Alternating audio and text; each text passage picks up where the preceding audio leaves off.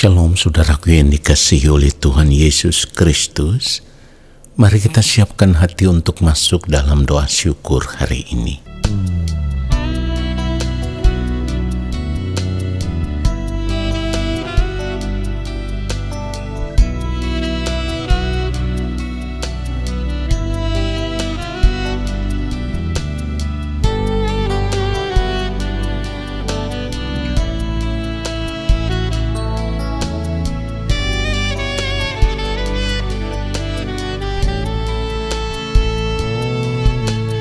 Ku mau hidup kudus seperti Yesus, menjadi sempurna seperti yang Bapa inginkan.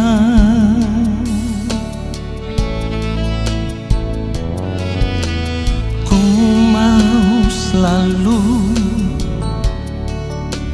berkenan padamu,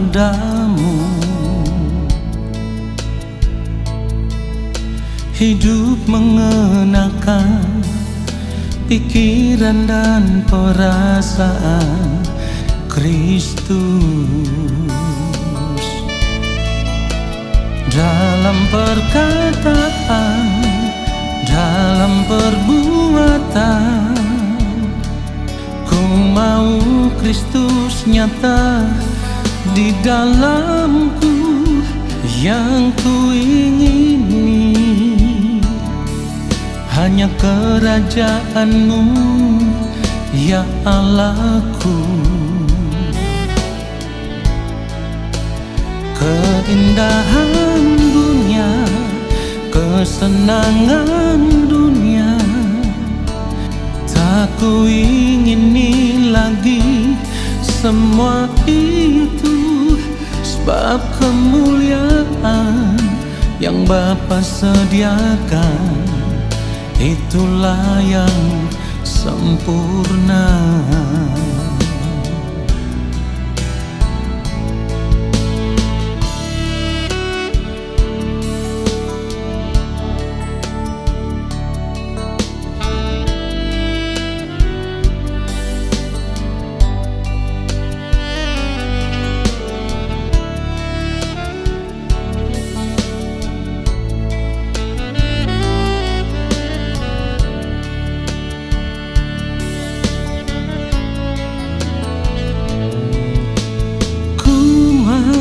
Selalu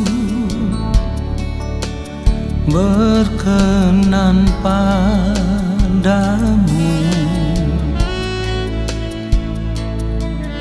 hidup mengenakan pikiran dan perasaan Kristus,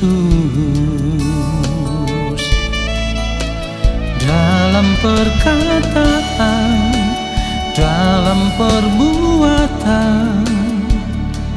Ku mau Kristus nyata di dalamku, yang ku ingini hanya kerajaan-Mu, ya Allahku.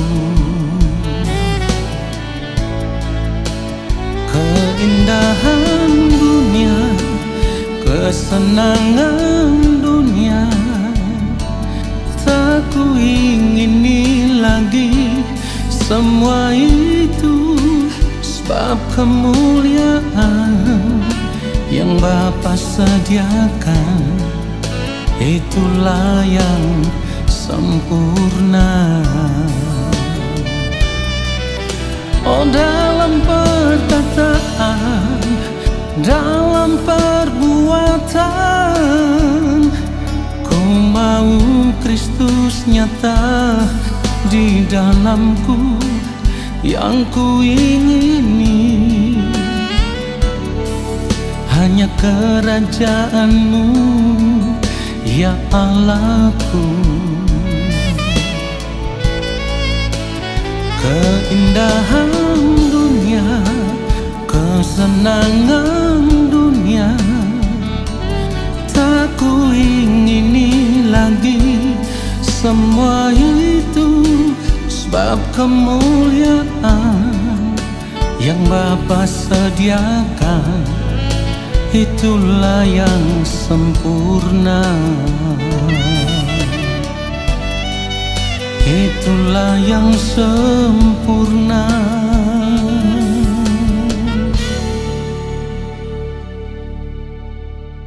Mari kita berdoa. Bapa yang Maha Kudus, kami ada di hadapan Bapa.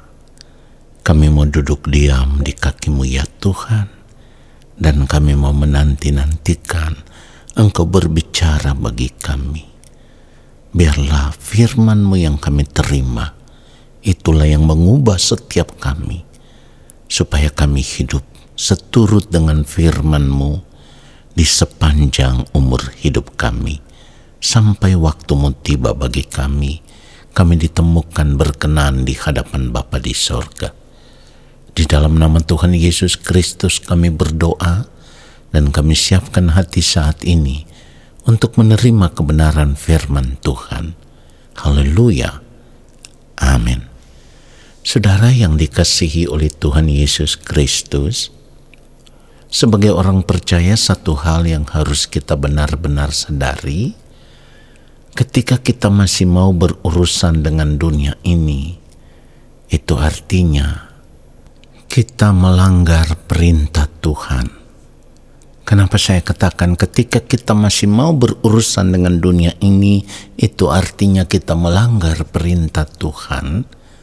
Karena firman Tuhan sudah berkata, seperti yang ditulis di dalam 1 Yohanes 2 ayat 15, janganlah kamu mengasihi dunia dan apa yang ada di dalamnya. Jikalau orang mengasihi dunia, maka kasih akan Bapa tidak ada di dalam orang itu. Ketika kita masih mau berurusan dengan dunia, berarti kita tidak mengasihi Allah Bapa di sorga. Saudara perhatikan itu. Tetapi selama ini kita seperti masa bodoh, kita seperti tidak mau tahu. Padahal kalau harus jujur, sudah sering kali kita membaca ayat firman Tuhan ini. Kalau harus jujur, sudah sering kali kita mendengarkan renungan tentang kebenaran firman Tuhan ini. Pertanyaannya adalah, mengapa sampai saat ini kita tidak mau mengambil keputusan untuk berhenti berurusan dengan dunia ini? Memang kita masih ada di dunia ini, tetapi kita sudah tidak boleh lagi mengarahkan fokus hidup kita tertuju kepada semua kesenangan hidup dunia. Saudara perhatikan itu. Orang yang mengasihi dunia, orang yang masih mau berurusan dengan dunia, atau dengan kata lain, orang yang masih mau hidup dalam percintaan dengan dunia, itu artinya ia tidak mengasihi Allah Bapa di sorga. Karena firman Tuhan mengatakan, jikalau orang mengasihi dunia, maka kasih akan Bapa tidak ada di dalam orang itu. Ini jelas sekali, saudaraku. Jadi bagaimana mungkin kita bisa berharap di ujung kehidupan kita nanti, atau di kekekalan nanti, kita bisa menjadi anak-anak Allah Bapa di sorga? Itu tidak mungkin. Kenapa saya katakan itu tidak mungkin? Karena firman Tuhan mengatakan, orang yang tidak mengasihi Tuhan terkutuklah ia. Jadi kalau selama kita masih hidup di dunia ini, kita tidak serius berurusan dengan Tuhan. Sebaliknya kita lebih serius berurusan dengan dunia ini hanya karena kita ingin mengejar kesenangan-kesenangan diri. Kita ingin mengejar apa yang ingin kita nikmati. Semuanya itu akan menjauhkan kita dari Tuhan.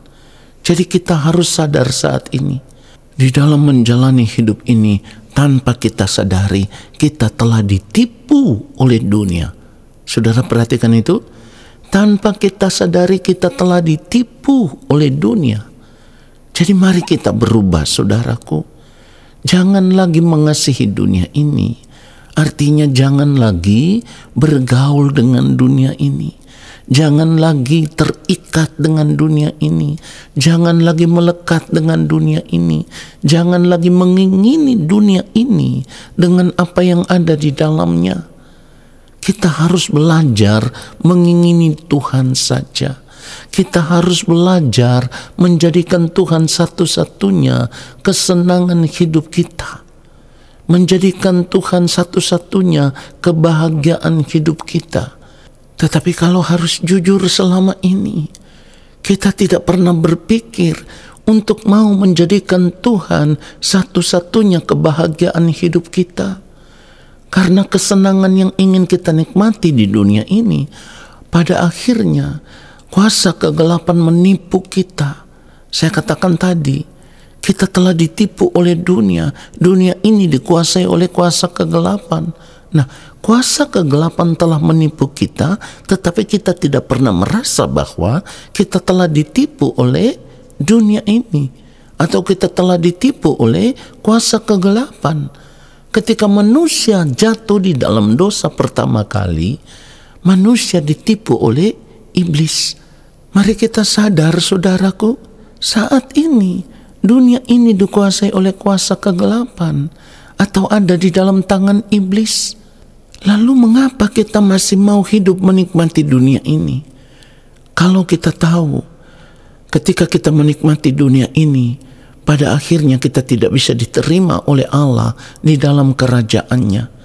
Karena orang yang hidup menikmati dunia ini akan hancur bersama-sama dengan dunia ini.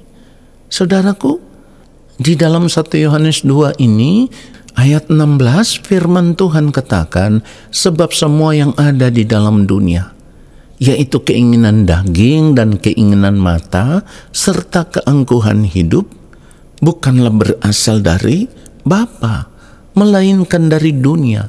Jadi semua yang dunia tawarkan saat ini, dengan kata lain, berasal dari tangan kuasa kegelapan.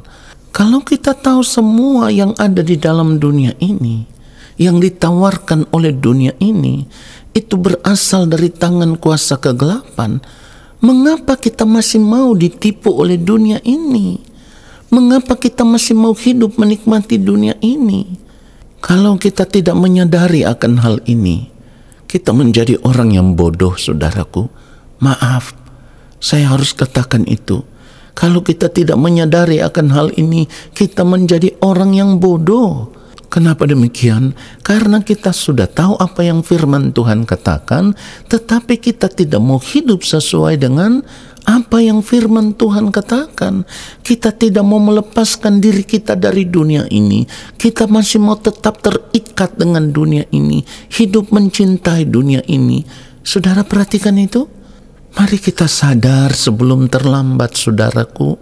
Sekali lagi saya harus katakan, mari kita sadar sebelum terlambat. Saudara yang dikasihi oleh Tuhan, ingat, sudah sering kali saya katakan, jangan sampai kita menyesal di kekekalan nanti.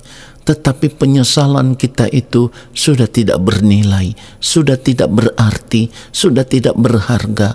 Penyesalan kita sudah tidak bisa mengubah segala sesuatu. Karena apa?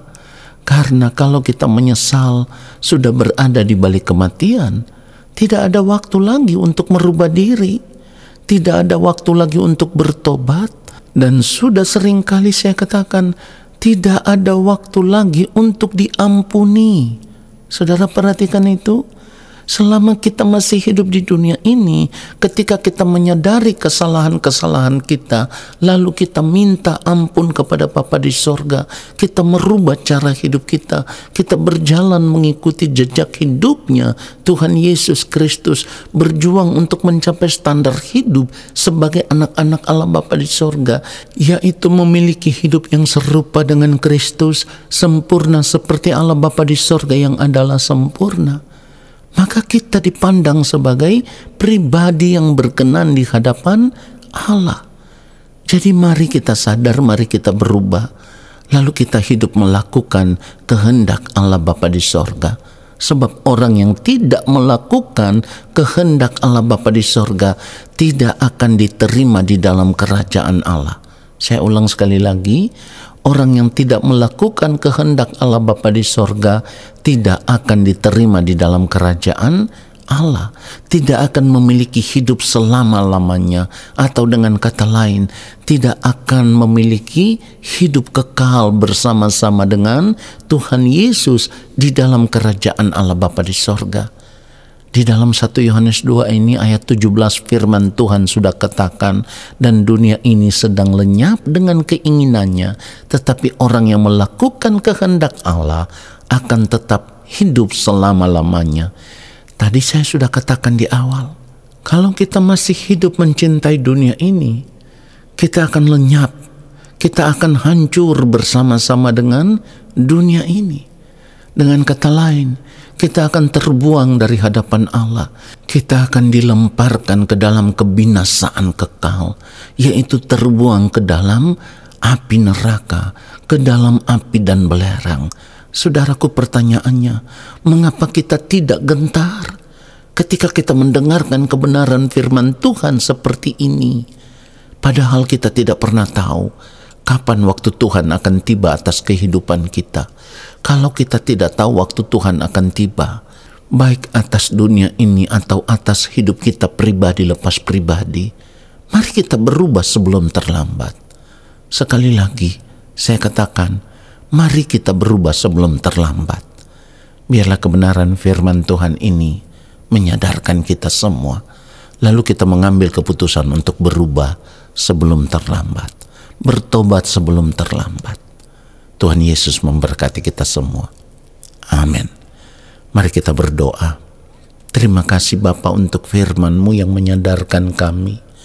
Kami mau terus berjuang untuk berubah, meninggalkan cara hidup kami yang lama, melepaskan diri dari keterikatan dengan dunia ini. Lalu kami mau hidup hanya untuk melakukan kehendak-Mu ya Bapa di sepanjang umur hidup kami, supaya pada akhirnya di ujung kehidupan kami nanti, hidup kami berkenan di hadapan Bapa di sorga. Terima kasih Bapa. Saat ini kami semua mengangkat tangan di hadapan-Mu. Kami percaya Engkau akan menurunkan tangan dan memberkati hidup kami. Saudaraku, arahkanlah hatimu tertuju kepada Tuhan dan terimalah berkat-Nya. Segala berkat kasih karunia daripada Allah Bapa di sorga, rahmat cinta kasih yang berlimpah-limpah dari Gembala Agung yang mulia Tuhan Yesus Kristus, di dalam persekutuan yang manis dengan Roh Allah yang kudus, turun atas hidupmu, menyertai langkah hidupmu, dan memberkati seluruh kehidupanmu sekarang dan sampai selama-lamanya. Amin. Saudaraku, terima kasih sudah mengikuti doa syukur hari ini. Sampai jumpa dalam doa syukur besok hari. Tuhan Yesus memberkati kita semua. Shalom.